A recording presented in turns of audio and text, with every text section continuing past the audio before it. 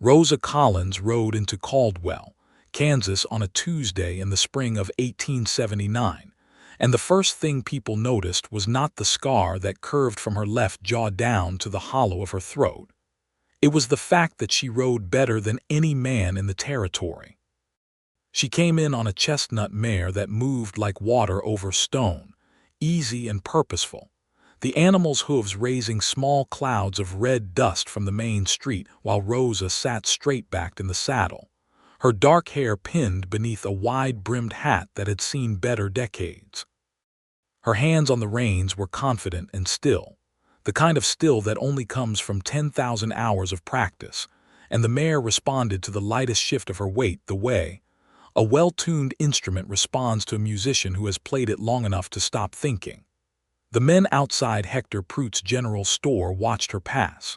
They watched in the way men in frontier towns watched strangers, which was openly and without any real attempt at politeness. Caldwell in 1879 was still a cattle town, still loud on Saturday nights with the sound of drovers coming up from Texas along the Kishom Trail, still rough enough around its edges that a lone woman arriving on horseback without a husband, a brother, or even a pack mule drew the kind of attention that had weight to it. Nobody mentioned the scar, not out loud. But every pair of eyes in town found it eventually, the way a tongue finds a loose tooth, involuntarily, and with a particular kind of uncomfortable fascination.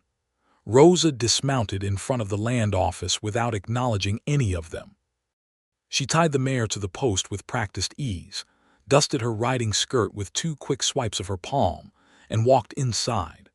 The land office smelled of old paper, pipe tobacco, and the particular damp of a building that had never quite dried out after the rains the previous spring. A man named Clarence Webb sat behind a counter that was buried under surveying maps and poorly organized ledgers. He was in his 50s, balding, with the look of a man who had not expected much from his life and had nevertheless been disappointed.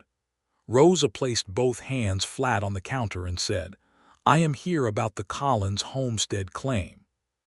My father filed on 160 acres 3 years ago under the Homestead Act. He died in January. I am his sole surviving heir and I intend to complete the residency and improvement requirements in his name." Clarence Webb looked at her over the top of his spectacles. His eyes traveled to the scar. She did not flinch or look away. "You got documentation?" he asked.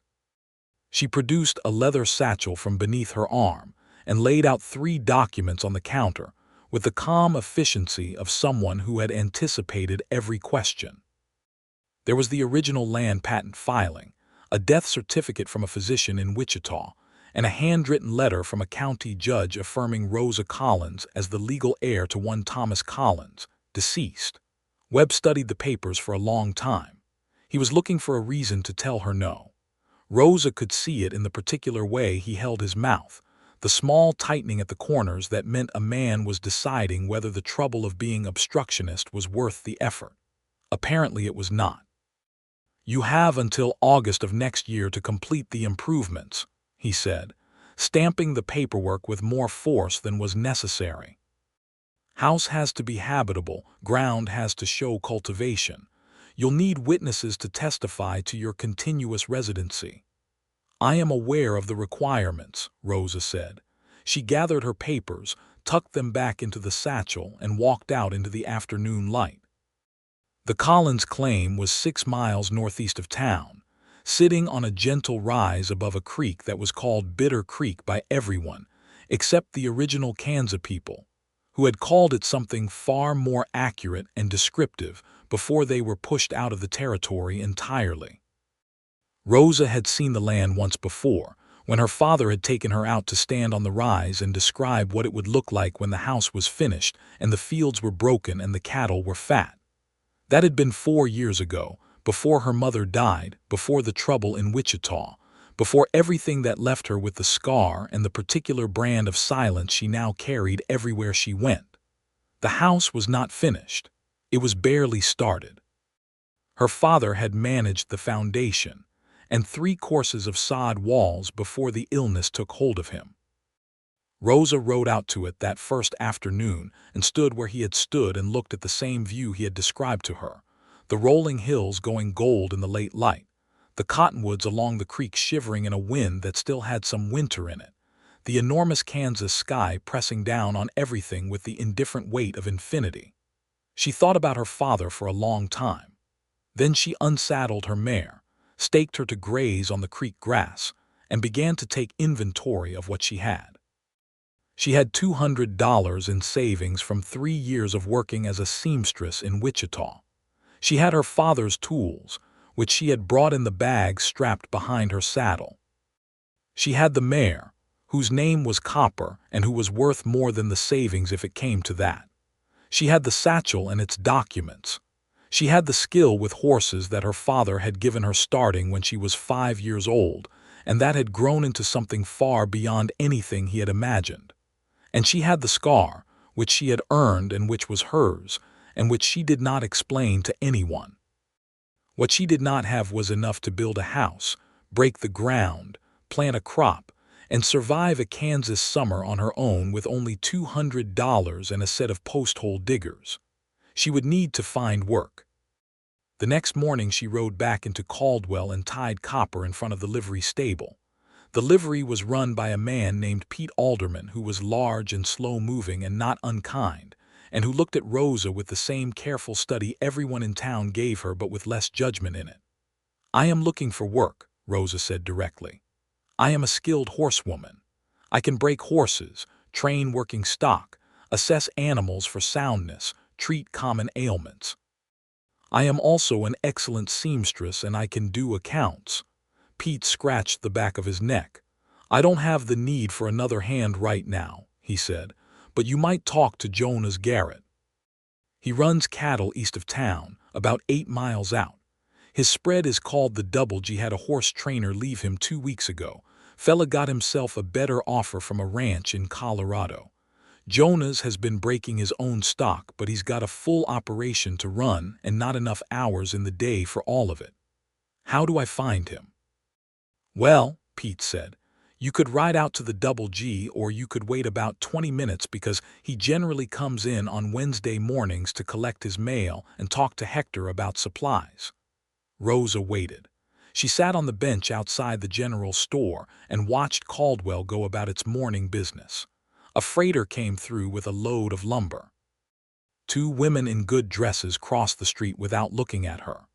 A dog of indeterminate breed and considerable optimism investigated every doorstep on the main street in a methodical fashion. Jonas Garrett arrived at 20 minutes past the half hour, which Pete had predicted with reasonable accuracy. Rosa saw him coming from down the street and spent a moment simply observing him in the honest, professional way she observed horses, to understand what she was working with. He was tall, broad through the shoulders, with the particular build of a man who did actual physical labor rather than directing it. He looked to be in his early 30s, perhaps 32 or 33, with dark hair going to bronze at the temples under a hat that was battered enough to be working gear rather than Sunday best. He moved with the easy, unhurried confidence of a man who was comfortable in his own body and his own territory, and he wore his holster low, and easy the way men did out here without it meaning anything particular. It was just part of how you dressed, like boots.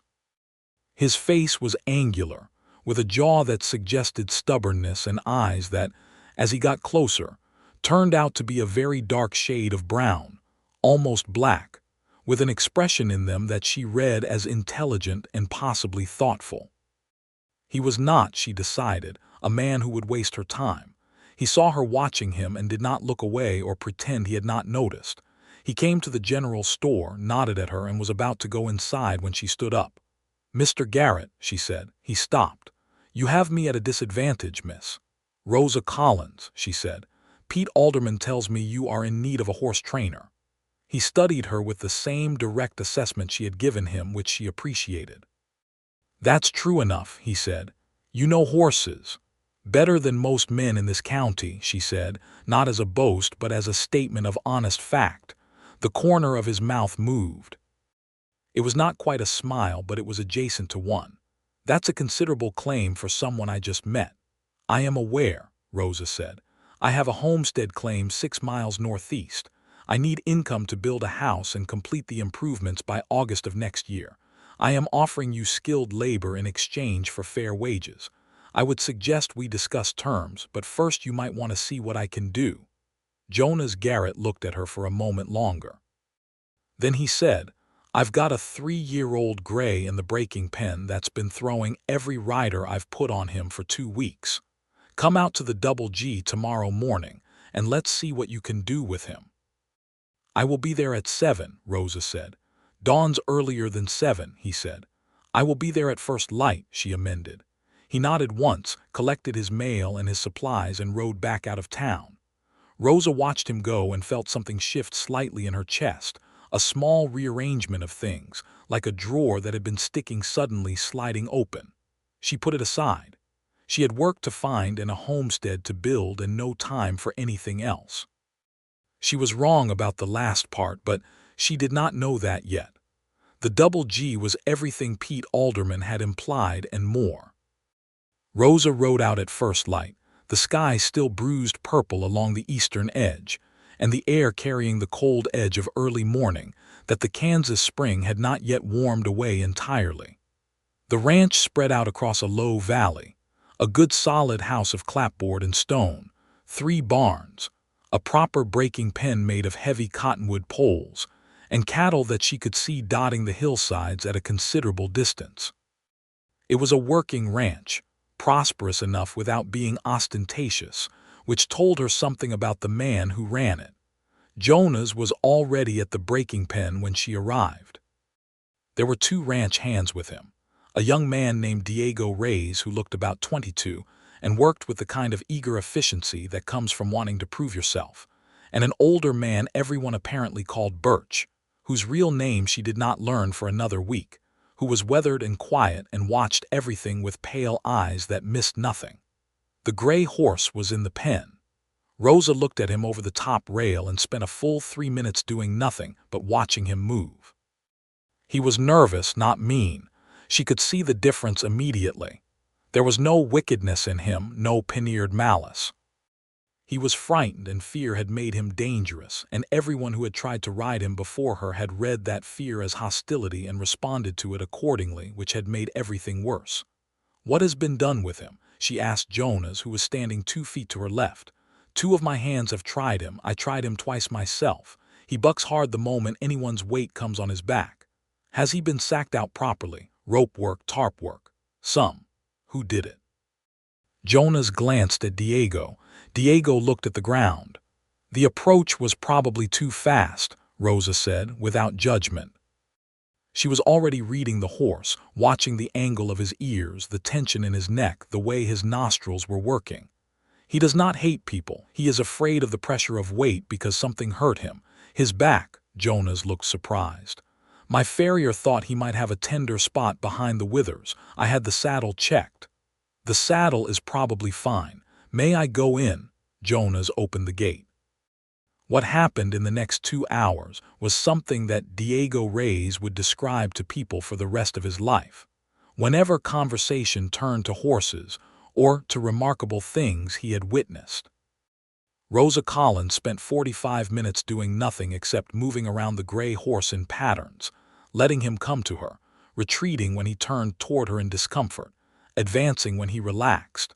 She never grabbed at him. She never raised her voice. She used a coiled rope not as a threat but as an extension of her hand, a way of directing energy, and she read every flicker of the animal's ears and body with the fluency of a woman reading her native language. By the end of the first hour, the gray horse was following her around the pen like a dog. She spent another 45 minutes on groundwork, introducing pressure gradually, methodically, letting the horse process each new thing before moving to the next. She never touched his back directly. She worked around it, building confidence, building trust, letting the animal understand that pressure from a human did not necessarily mean pain. At the end of the second hour, she set her left hand on his back. Just a hand, no weight, and he stood completely still with his ears relaxed sideways. She stopped there.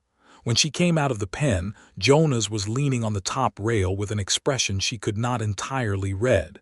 He was quiet for a long moment. "Where did you learn that?" he asked.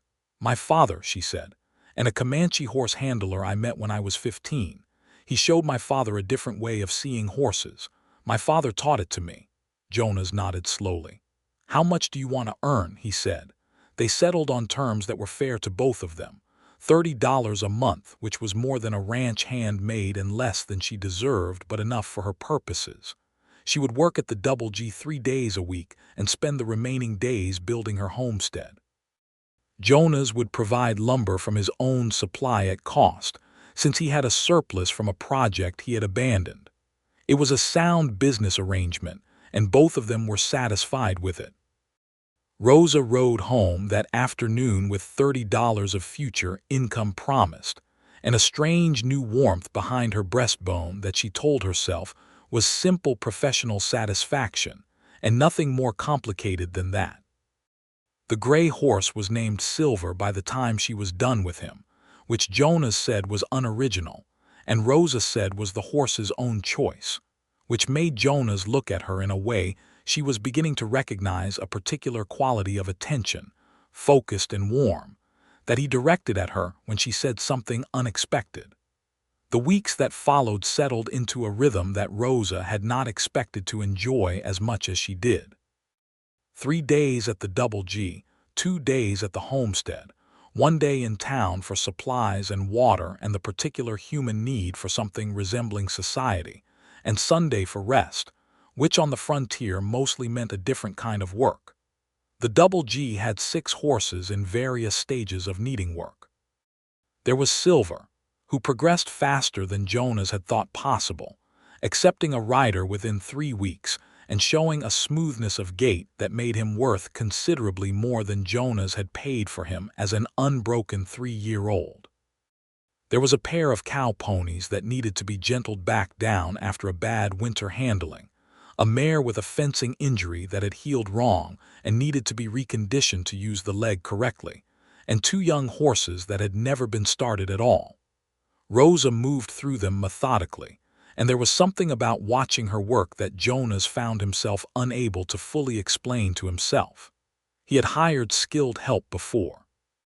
He had watched good hands work horses and cattle and everything else a ranch required. But there was a quality to Rosa's work that was different from efficiency. It was more like conversation. She was always listening, always responding, and the horses told her things they apparently did not tell anyone else. He started finding reasons to be in the vicinity of the breaking pen when she was working. He told himself it was oversight, which was technically true since the horses were his investment. But Birch caught him watching from the barn door one morning and made a sound that was not quite a laugh and went back to mending tack without comment, which told Jonas everything about how transparent he was being.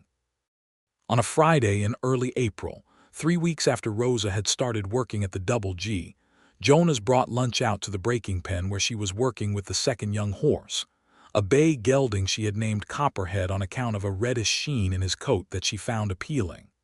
It was a simple lunch: cold cornbread, salt pork, dried apples, and 2 tin cups of strong coffee from the house, and he set it on the top rail of the fence and said nothing about it. Rosa finished what she was doing, let the gelding settle and rest, and climbed through the fence rails. She looked at the food and then at him. "You did not have to do that," she said. "You have been working since before sunup," he said, "and you did not bring anything with you." She sat on the rail and ate. He sat beside her. They were close enough that he could see the scar clearly in the midday light, the clean raised line of it, starting at the left side of her jaw, curving slightly with the angle of her throat, ending just at the collarbone. It was not new, whatever had made it. It was fully healed, years old, pale against her olive skin. He wanted to ask. He had wanted to ask since the first morning he had seen her. He was a direct man, and the question was there, and he had been holding it back with a restraint that was starting to cost him something. He said, "Rosa." She looked at him. "That scar," he said carefully, Not carelessly, not casually, but with the care of someone who understood that he was opening a door she might reasonably choose to keep closed. "I have been wondering, and I don't ask as a matter of idle curiosity. I ask because I would like to know more about you, and that seems like a part of you." She was quiet for a moment. He waited without filling the silence, which she noted. Most men filled silences. "A man in Wichita," she said finally. "3 years ago. He had money and the assumption that money entitled him to whatever he wanted. I disagreed with the assumption. He had a ring on his right hand, a signet ring, and when he struck me it caught." She said it without drama or performance, the way a person states a fact about the geography of a place they have lived. "It happened, the landscape is this, here we are." Jonas felt something cold move through him. Not at the telling, but at the thing itself, at the image of it, at the particular ugliness of a man who wore his wealth on his hand and used it as a weapon. He took a slow breath through his nose. "Did he face any consequence?" Jonas asked. "His family was prominent," Rosa said. "His word was worth more than mine in that county." She said it without bitterness, which was somehow worse than bitterness would have been. "I left Wichita. I came here." "I am sorry," Jonas said. She looked at him with a particular quality of evaluation, as if she was deciding whether his sorrow was genuine or performative. She apparently found it genuine because she nodded once, a small movement, accepting the apology on behalf of all the humans who had failed her, including the ones he had not been present for. "You said you wanted to know about both," she said then, and there was something careful and almost testing in her voice. He had said the scar and the skill. "The skill," he said. "Yes, tell me more about how you learned." "The Comanche horse handler." And that was when something changed between them. Not dramatically, not with the suddenness of a gunshot, but with the slow, inevitable shift of a tide coming in. Because no one had ever asked Rosa Collins to tell them about the good things as well as the bad. People asked about the scar or they did not, and either way the conversation was about damage. Jonas Garrett asked about both, and the skill came first in his voice, like it mattered as much as what had hurt her, maybe more. She told him about her father, Thomas Collins, who had been a horseman from Ohio who had come west in 1865 with 2 horses and a determination to find land. About how he had met a Comanche man named Tuakipua at a trading post near the Red River in 1866, when Rosa was 9 years old, and how the 2 men had spent 3 days watching each other work horses before they began the slow and gesture-heavy process of actual communication. About how Tuakipua had shown her father a way of reading horses that the Eastern tradition of horsemanship entirely overlooked, built on an understanding of the animal's nature rather than the suppression of it. "My father called it listening to the horse," Rosa said. "Tuakipua had a different word for it, a Comanche word I never learned to say properly. But the meaning was something like making yourself quiet enough that the horse can feel safe being honest." Jonas listened to all of it. He asked questions, good questions, specific and interested, not the polite questions people ask to seem engaged, but the questions of someone who is genuinely trying to understand. "Your father sounds like he was a remarkable man," Jonas said when she finished. "He was," Rosa said. "He was also deeply frustrating, and he snored loudly, and he had a particular blindness to his own stubbornness that was genuinely maddening." She paused. "But yes, remarkable," Jonas smiled. It was a full smile, the first full one she had seen from him, and it changed his face considerably in a direction she found appealing. "What about your family?" she asked. Because she was fair in conversation, she gave what she took. He told her. He was from Missouri originally, had come to Kansas after the war, had spent 2 years as a trail hand on the Kishom before he had enough saved to start his own operation. His parents were dead, a brother in St. Louis he wrote to occasionally, no wife, no children. He was 31 years old. He had been working this land for 7 years and he intended to be buried on it when the time came. "You are not lonely?" She asked and then seemed to surprise herself by asking it because a small line of uncertainty crossed her forehead. "I have been," he said honestly. "The work keeps you busy, but it doesn't keep you from noticing the quiet." He looked at her. "I have been less lonely lately." The silence that followed was not uncomfortable. Rosa ate the last of the dried apple and looked out at the spring-brown hills, and Jonas sat beside her with his coffee cup between both hands, and neither of them said anything else for a while, which was perhaps the most intimate thing that had happened between them so far. The homestead was not building itself. Rosa spent her 2 days a week out there with a determination that was quietly astonishing. She had studied basic construction with the same methodical approach she brought to everything, borrowing a book on sod construction from the Caldwell lending library, which was really just 3 shelves in the back of the newspaper office, and reading it with the attention of a student who knows her examination is the actual building. Jonas sent lumber. He sent it with Diego and Birch one morning, a flatbed wagon load, and he came himself, which was not strictly necessary. He told himself he was ensuring the lumber arrived to the right location, which was not wrong but was not the full truth either. The homestead in late April was still mostly a foundation and 3 courses of sod walls and a great deal of possibility. Jonas walked around it with his hat in his hand, looking at the land at the creek below the rise, at the way the light fell across the hillside in the late afternoon. "This is good land," he said.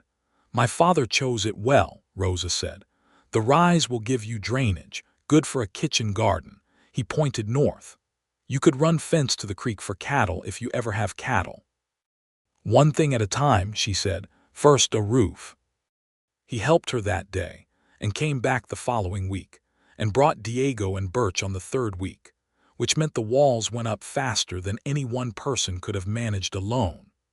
Rosa worked alongside all of them without any particular fuss about being the only woman swinging a mallet or laying sod, and by mid-May the walls were finished and the roof beams were in place, and it was beginning to look like a house that someone might actually live in. In the evenings, when the work was done and the light was going golden, and the creek made its sound below the rise, Jonas would sometimes sit on the half-built step with Rosa, and they would talk. These conversations were different from the business-like exchanges they had at the Double G, freer and wider-ranging, touching on things that neither of them would have brought up in a professional context. They talked about the nature of the territory, about what Kansas was becoming now that the cattle drives were established and settlers were flooding in, and the land was being carved into claims and fenced and planted. They talked about whether the changes were good or only inevitable.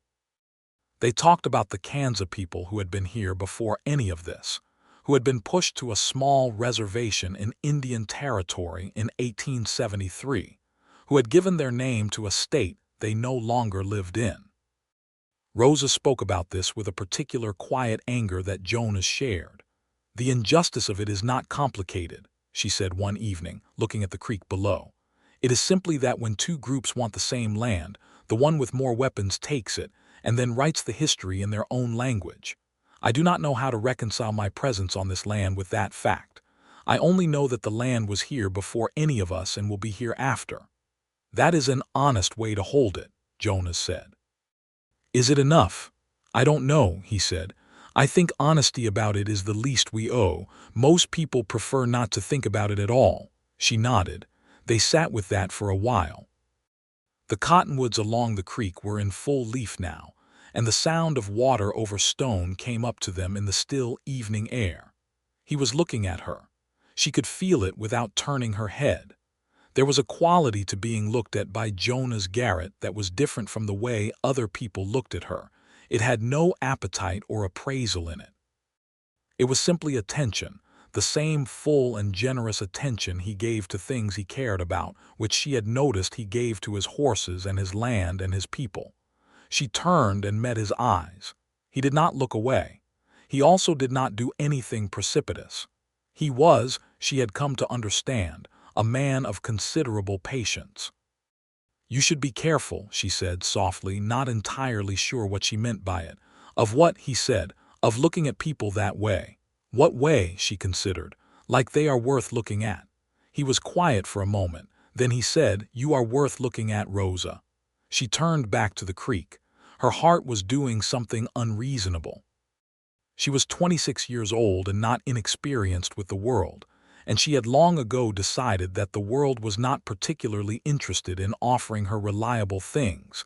And here was this man with his dark, steady eyes and his patience, looking at her like she was worth the looking, and she did not know what to do with that except be afraid of it and want it at the same time. "I should get home," she said. "I know," he said. He stood, put his hat back on, and went to help her saddle Copper without making anything more of the moment, which was exactly the right thing to do. She rode home in the last of the light with the warmth in her chest that she had stopped pretending was anything other than what it was. In June, the green came to the Kansas hills in full force, and the Double G was busy with the pace of a working ranch in its productive season. Rosa had finished all 6 horses in Jonas's current string, and had begun to build a reputation that extended beyond the Double G. Word traveled fast on the frontier, and good horsemanship was not common enough to be ignored.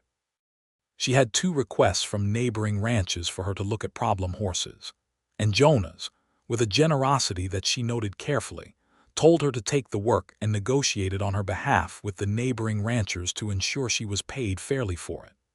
A rancher named Curtis Webb, no relation to the land office Clarence, rode over to the Double G one afternoon in early June to collect his newly assessed horse, a mare that Rosa had spent 2 weeks reconditioning after a badly handled fall. Curtis Webb was not a bad man, but he was the particular kind of man who finds the competence of women slightly offensive, and he said, as he looked over the mare with undeniable approval, "I'll admit I wasn't sure about sending her to a woman, but I suppose you did all right." Rosa said, "You can say I did well, Mr. Webb.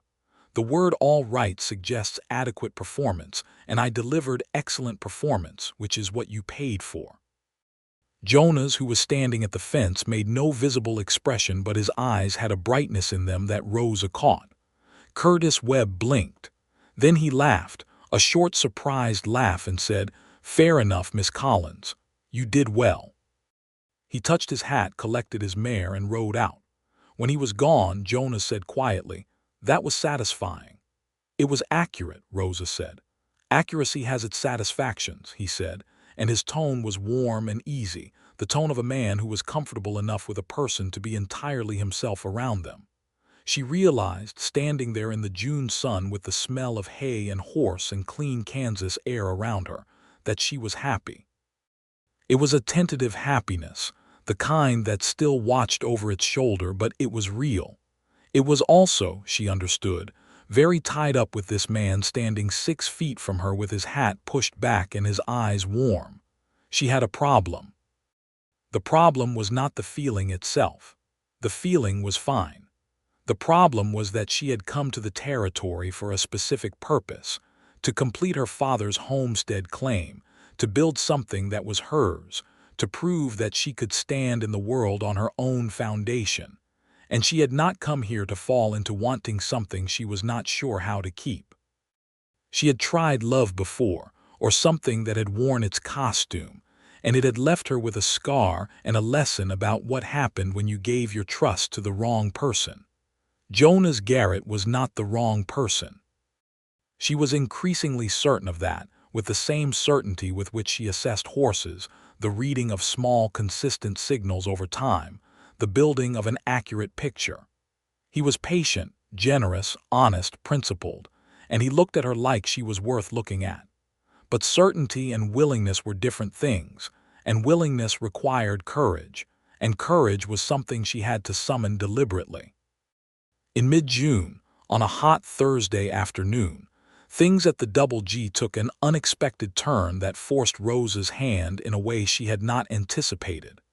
She was in the barn working with Copperhead on the finer points of rein work when she heard a commotion in the yard. She came out to find a man she did not know standing in the middle of the yard with a horse that was clearly in acute distress. The horse, a big black gelding, was standing with its weight shifted in a way Rosa recognized immediately and badly. "What happened?" she said, moving toward the animal without waiting to be asked. The man, a drover by his look, from one of the trail herds coming up from Texas, said, "He just went down in the creek crossing. Started favoring the right foreleg, then he started standing like that. I don't know what happened." Rosa ran her hands down the gelding's right foreleg and found what she was looking for in about 40 seconds. She looked up at the drover and said, "He has a deep stone bruise and the tendon above it is hot. He has not bowed it yet, but he is very close. If you had kept him moving, he would have bowed for certain." The drover went pale under his tan. "Can you fix it? I can help him heal. It will take 6 weeks of proper care. He cannot walk back to wherever you came from, and he cannot be ridden." She looked at Jonas, who had come out of the house. "Will you allow this horse to be stabled here?" Jonas said without hesitation, "Put him in the inn stall. Diego, get cold water on that leg." He looked at the drover. "What outfit are you with?" The drover told him, and the arrangements were made with the practical efficiency of men who understood each other's business. And the big gelding was moved into the barn, where Rosa immediately began to establish a treatment protocol that she explained in detail to Diego, so it could be maintained consistently. The drover, whose name turned out to be Eli Torres, was young, maybe 20, and he watched Rosa work with the horse with an expression that was somewhere between gratitude and awe. "You know horses," he said, with the tone of a statement but the rhythm of a question. "Yes," Rosa said. "She knows horses better than anybody in this territory," Jonas said from behind them, with the easy certainty of a man stating an established fact, and Rosa felt the warmth of that land squarely in her chest. Eli Torres stayed 3 days, since his outfit was camped a few miles east and could manage without him, while he waited for the initial emergency with his horse to stabilize. He was a pleasant young man, respectful and curious, and he talked about the trail drive and about Texas, and about his family there with the particular homesick honesty of someone young and far from everything familiar. On his second evening, he sat outside with Rosa and Jonas and said, "You two been working together long?" 2 months, Rosa said. "You're good partners," Eli said. He said it with the simplicity of someone describing what he saw, no ulterior intent, just an observation. Neither Rosa nor Jonas said anything, but the silence between them had a different quality than usual, charged and a little unsteady, like air before a thunderstorm. After Eli said good night and went to the bunkhouse, Rosa and Jonas sat in the warm evening quiet for a long time. The stars were out in their enormous Kansas profusion, the Milky Way a clear smear across the black sky. "He is not wrong," Jonas said finally. "About what?" Rosa said, though she knew. "We are good partners." He paused. "I want to tell you something, and I want to do it honestly, not because I think it will be received the way I want, but because it is true and you deserve honesty from me." She looked at him. Her heart was doing the unreasonable thing again. "I think about you more than is appropriate for a professional relationship," he said, directly and without flinching. "I think about your thoughts and your opinions and your laugh, which I do not hear often enough. I think about the way you see horses and the way you see people, and the way you said your father was remarkable and deeply frustrating at the same time, which is the most honest description of love I have ever heard. I think about you coming to this territory alone with your father's dream and your father's tools and making it work." He stopped. "I am telling you this not to put any pressure on you, but because I think you deserve to know where you stand with me." Rosa was quiet for what felt like a long time, but was probably 30 seconds. "You are the first person who asked about the skill before asking about the scar," she said. "Everyone else who notices the scar either asks about it immediately or never asks but looks at it. You asked about the skill. That was the first thing you said to me when you were looking at who I am. The skill is who you are," he said simply. "The scar is something that happened to you. Most people can't see the difference," she said. "Most people are not paying the right kind of attention." She looked at the stars. She thought about courage, and about what it costs to want something and be afraid of it and want it anyway. She thought about her father standing on the rise above Bitter Creek describing the view that was not yet fully real, the house not yet built, The fields not yet broken, the future not yet earned, all of it only possible because he had been willing to want it despite not having it yet. "I think about you too," she said quietly. "More than is appropriate.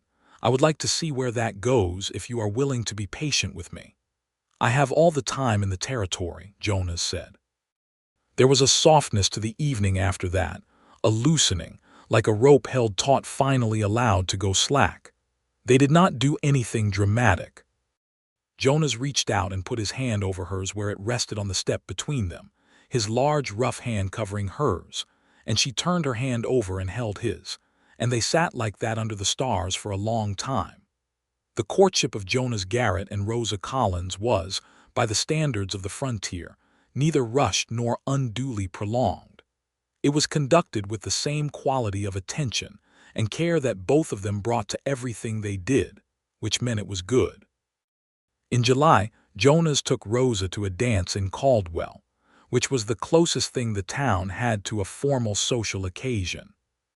The dance was held in the barn behind the Silver Dollar Saloon, which had been swept out and hung with lanterns for the occasion, and a fiddle player named Granger, and a man with a concertina provided music that was enthusiastic if occasionally imprecise. Half of Caldwell turned out, and most of the ranching families from the surrounding area, and there was the particular mix of genuine festivity and studied observation that characterized small-town social events everywhere. Rosa wore her best dress, which was a deep blue cotton with good buttons that she had made herself, and her hair down for the first time Jonas had seen it, falling past her shoulders in dark waves. The scar was visible above the neckline. She did not hide it, and she did not call attention to it. Jonas danced with her twice, which was the socially appropriate number for a couple that was courting but not yet formally committed, though several people who watched them dance clearly felt that the number of dances was beside the point given the way they moved together.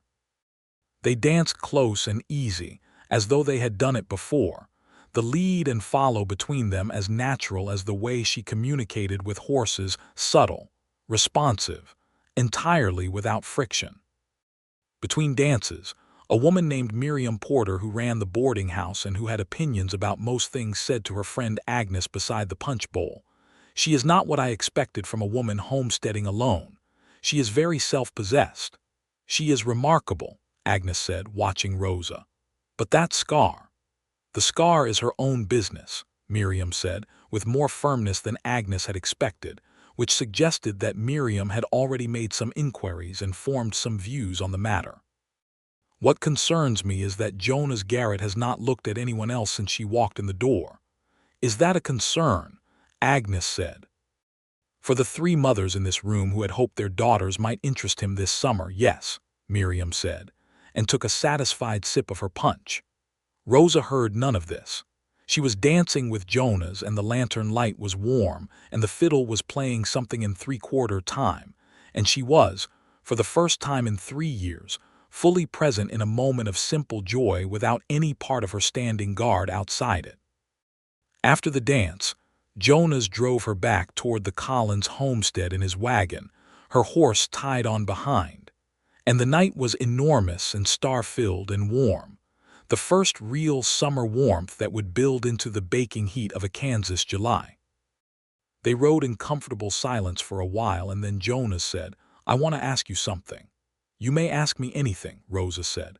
"When you first came here," he said, "to the territory, to your father's claim, what did you think your life would look like? When you got the homestead completed?" She thought about it honestly. "I thought I would have a house and a piece of land and enough independence that I would never again be in a position where someone else's choices had power over my life. That's it. That was the entire plan," she said. "I did not think beyond independence because independence was the thing I had needed most and did not have." "Do you still think that is the whole of it?" She looked at him in the dark beside her, the outline of him against the stars. "No," she said.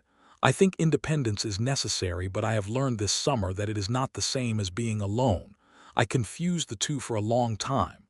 He reached over in the dark and found her hand on the wagon seat. She held it. "There is a future I have been imagining," he said carefully. That includes this land and that house on the rise and you in it. I would not want you to give up the homestead claim or the land. The Collins claim should be yours, fully and entirely. But I have been wondering if you might be willing to consider a future that included both our claims and the space between them. Her heart was very full. Are you asking me to marry you, Jonas Garrett? I am working up to it, he said, with a self-deprecating honesty that made her laugh, and the sound of her laughter in the warm summer night seemed to surprise him with how much he loved it. Work faster, she said. He pulled the wagon to a stop on the ridge above Bitter Creek, where the view was long and dark and beautiful, the lights of the homestead visible below, the lights of the Double G visible to the east, the enormous spaces between them filled with grass and sky. He turned on the wagon seat and took both her hands. Rosa Collins, he said, you came to this territory with a skill nobody expected and a strength that is remarkable in every form it takes. You are the best horsewoman I have ever seen and the most honest person I have ever known, and I have fallen in love with you with the same certainty I bring to everything I care about, which is to say completely and without reservation. Will you marry me? She looked at him for a moment with her dark eyes full of starlight, and she thought about her father on this rise with his description of the future, and she thought about the scar and what it had cost her and what it had taught her, and she thought about a Comanche horseman who had showed her father how to make yourself quiet enough that the truth could come to you freely. Yes, she said. He kissed her then, in the dark above Bitter Creek, with the summer stars enormous overhead and the sound of the water below. And it was a kiss that held everything he had already said, and everything he had not said yet, and everything they had not yet had the chance to be. They set the date for September, which gave them enough time to finish the major work on the Collins homestead, and for the cattle season to ease into its quieter autumn rhythm. Jonas's brother Samuel came down from St. Louis, which was a surprise to Jonas and a great deal of work for everyone, since Samuel had opinions about everything and expressed them freely. But he was genuinely fond of his brother, and he watched Jonas with Rosa during the 3 days of his visit and pulled Jonas aside on the second day and said, "She is extraordinary. Do not do anything foolish to lose her." "I do not intend to," Jonas said. "Good," Samuel said. "She also looked at my horse and told me he has a calcification in his left hock that I should have seen to before it gets worse, and she was entirely right. And she told me in a way that made me feel informed rather than stupid, which is a skill I wish more people had." The wedding was held on a clear September Saturday at the Collins homestead, which was by then a completed house, not large but solid, with a real door and a window with actual glass in it, and a stone fireplace that Birch and Diego had helped Rosa build over 3 consecutive Sundays. Pete Alderman came. Miriam Porter came with Agnes, and both of them cried, which surprised Rosa when she looked out and saw it. Eli Torres had ridden up from where his outfit was wintering near Wichita when he got the letter Diego had sent, which was an unnecessary distance and a generous gesture that made Rosa genuinely moved. The preacher was a Methodist minister named Harlow who rode a circuit through the county, and who had long ago developed the efficient grace of a man who does one thing well and does it for its full value. He married them in the afternoon light above Bitter Creek, with the cottonwoods golden now in the early autumn, and the grass going the warm brown of a Kansas fall. Jonas held both her hands and said his vows with the same direct attention he brought to everything, looking at her the whole time, not at the minister or the gathered guests or the view, just at her, like she was the only point of orientation he needed. Rosa said her vows back to him clearly and without trembling, because she had decided to be brave, and she was. They were pronounced husband and wife at 4:15 in the afternoon, and Jonas kissed her, and someone, it was Diego, probably, let out a sound of celebration that started everyone else doing the same. And for a moment the Collins homestead was filled with the sound of people being genuinely glad for 2 other people's happiness, which is one of the better sounds the world produces. The autumn and the winter that followed were the happiest months Rosa Collins had known since she was a girl, before the world had acquired its sharp edges. She moved between the Collins homestead and the Double G with the easy fluency of someone who belonged to both places, and Jonas moved with her, which meant the 6 miles between the two properties were traveled constantly and without complaint. They had, after some discussion, decided that neither property would be abandoned. The Collins homestead was Rosa's, and it would remain in her name, completing her father's claim. The Double G was Jonas's, and they ran it together. In the practical reality of their daily lives, this meant they were building something larger than either of them had started with, which seemed right. Rosa continued her horsework, and her reputation continued to grow. By spring of 1880, she had a steady business from ranchers across 3 counties, and a young woman named Clara, who was 17 and the daughter of a neighboring homesteader, began coming to the Double G on Saturdays to learn from her. Rosa taught Clara with the same patient methodology her father had given her, and the pleasure she took in it surprised her. She had not expected to love teaching as much as she loved the work itself. In March of 1880, as the Kansas winter finally began to recede and the first green came back to the hills, Rosa told Jonas one evening by the fireplace in the Double G house that she was expecting a child. Jonas sat very still for a moment. Then he put down the piece of tack he had been mending and looked at her with an expression that she had not seen on his face before, a kind of unguarded overwhelm, joy and gravity mixed, the face of someone fully struck by the weight of a real thing. He crossed the room and pulled her into his arms and held her for a long time without saying anything, which was exactly the right thing and also very like him. "Are you well?" he said into her hair. "I am very well," she said.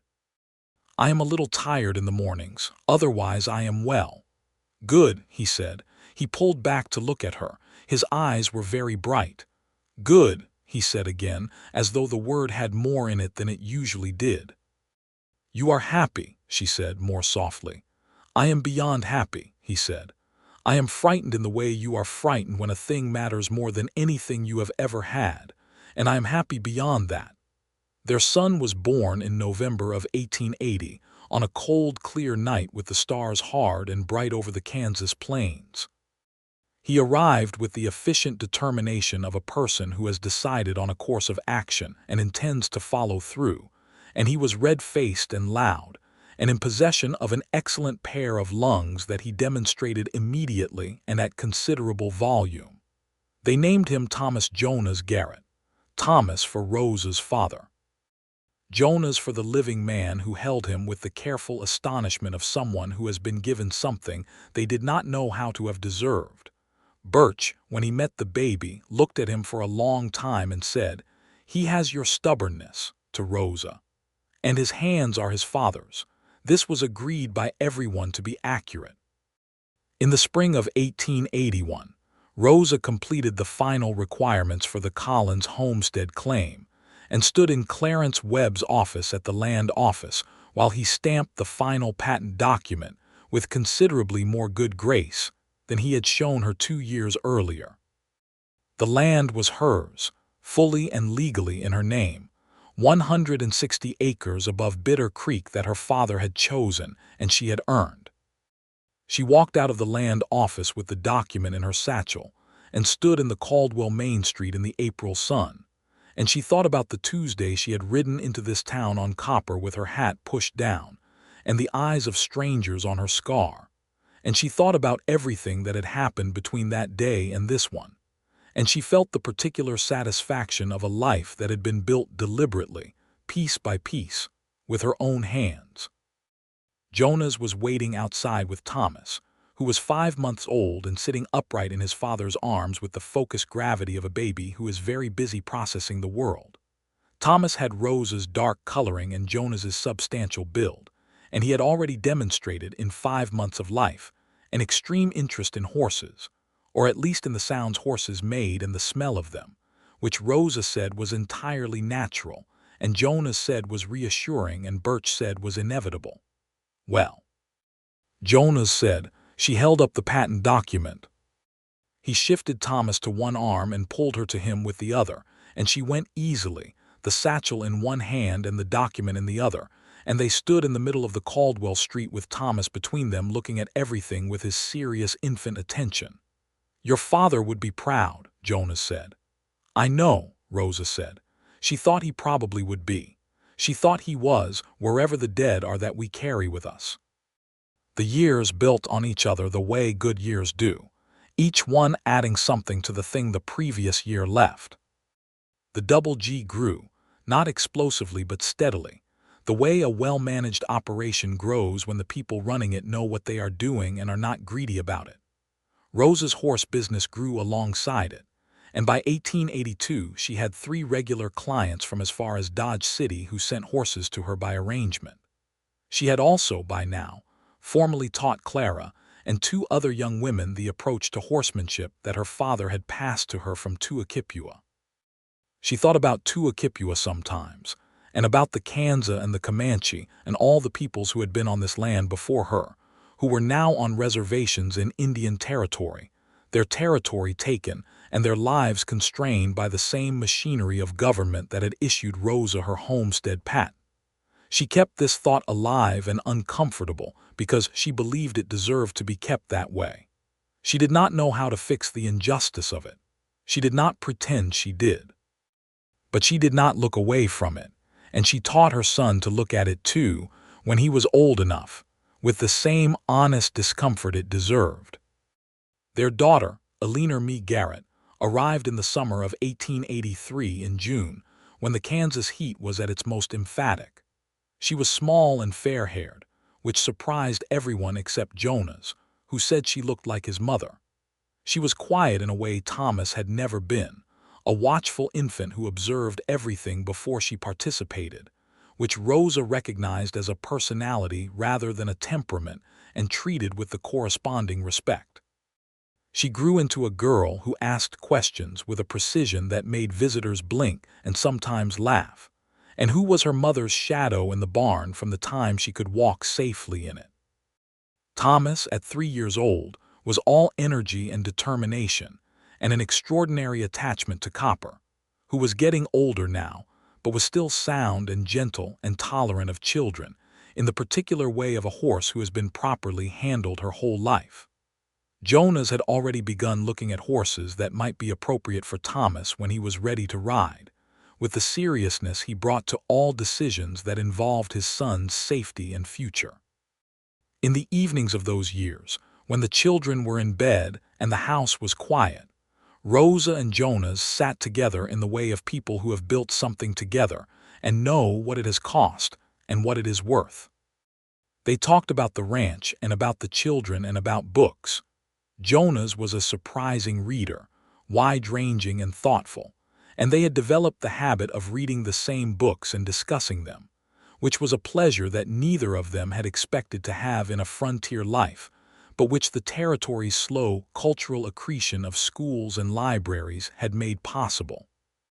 Sometimes they sat in simple silence, which was perhaps the highest form of the intimacy they had built, the silence of 2 people who are entirely comfortable in each other's presence, who do not need words to confirm that the other person is there and valued and real. On a September evening in 1883, exactly 4 years after their wedding, Jonas came in from the barn to find Rosa sitting at the kitchen table with Thomas, who was drawing something on a slate with tremendous concentration. The lamp was burning warm and the smell of supper was in the air, and Alina was asleep in the cradle by the fireplace. Jonas stood in the doorway for a moment without going in, simply looking. Rosa looked up and met his eyes across the room. "What are you looking at?" she said, though she knew. "Everything worth looking at," he said. Thomas looked up from his slate to consider this answer with the literal seriousness of a 3-year-old, and then went back to his drawing, satisfied. Rosa smiled. It was the full, unguarded smile that had taken a long time to reach, the one that did not hold anything back, the one that Jonas had understood from the first time he saw it was the truest expression of who she was. He came in from the doorway, let the door close behind him, hung his hat, and crossed to the table where he pressed a kiss to the top of his son's head, and then came around to Rosa and put his hands on her shoulders from behind, and she leaned back against him, and they stayed like that for a moment in the warm evening light. Outside, the Kansas stars were coming out in their vast and indifferent profusion over the rolling hills above Bitter Creek, over the Collins homestead with its solid walls and its glass window and its kitchen garden, over the Double G with its barns and its breaking pen, over 6 miles of good grass that two people had traveled back and forth so many times the path had begun to look intentional, as though the land had decided to accommodate the shape of their life together. Copper stood in the pasture at the Collins homestead, 20 years old and comfortable in her age, and Silver, fully grown now, stood beside her at the fence in the companionable way of horses who have shared territory long enough to be at ease with each other. The breaking pen at the Double G was empty tonight, but tomorrow morning there would be a new horse in it, a young roan that a rancher from Pratt County had sent Rosa's way, and she would go to it as she always went to her horses, with full attention and an open and listening quality, making herself quiet enough that the truth could come to her freely. She had built the life her father had imagined for this land, and she had made it her own, and then she had, against her own careful expectations, found someone to share it with, not to depend on, not to be sheltered by, but to stand beside, each on their own foundation, looking at the same horizon.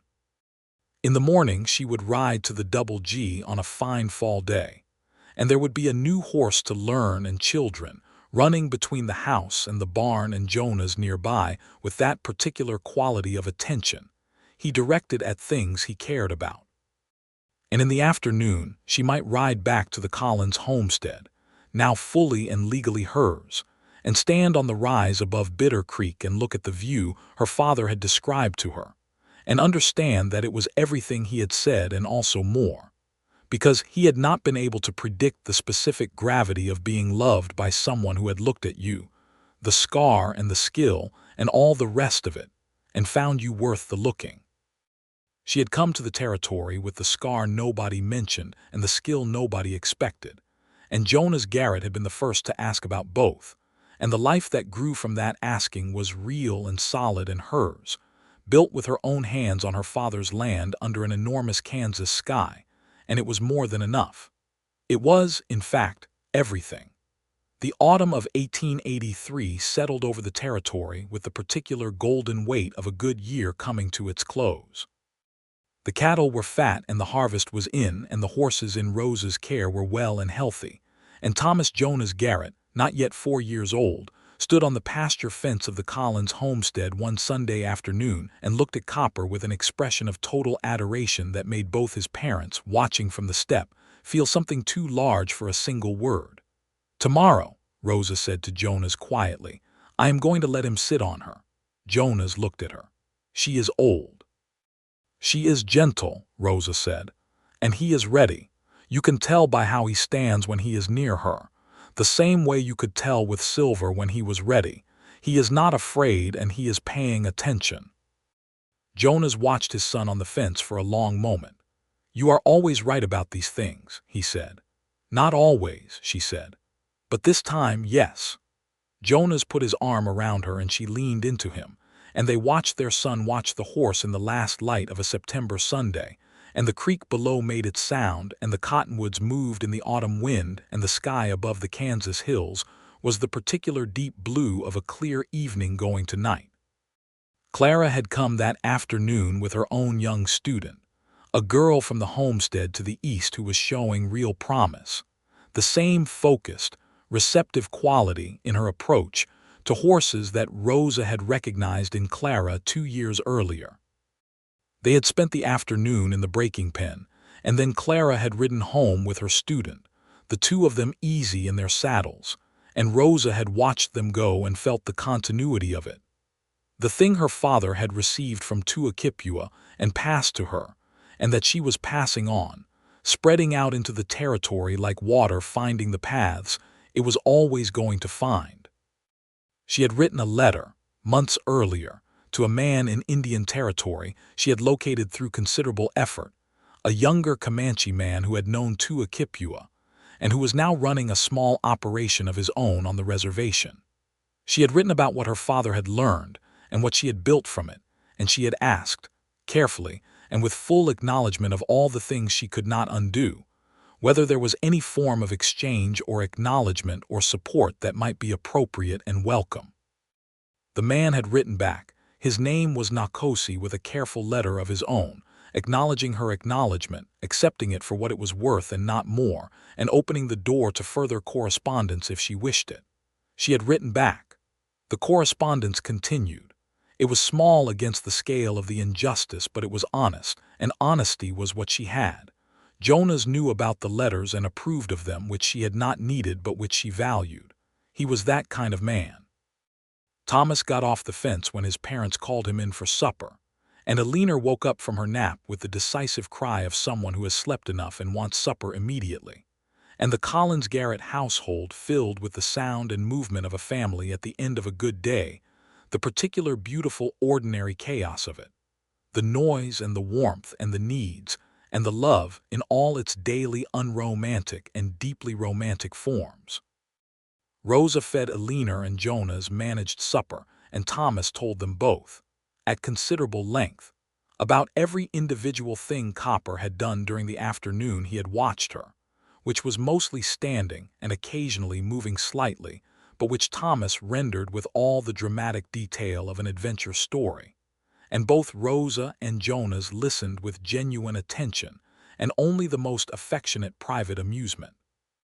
After supper, after the children were in bed, Jonas and Rosa sat on the step of the Collins homestead in the night air with 2 cups of coffee, the same way they had sat 2 years before when everything was just beginning, except that now behind them was the solid house they had built together, and the completed claim that was fully hers, and inside were their sleeping children, and between them was 4 years of a real life. The kind that has weight and texture and the specific warmth of something that has been tested and has held.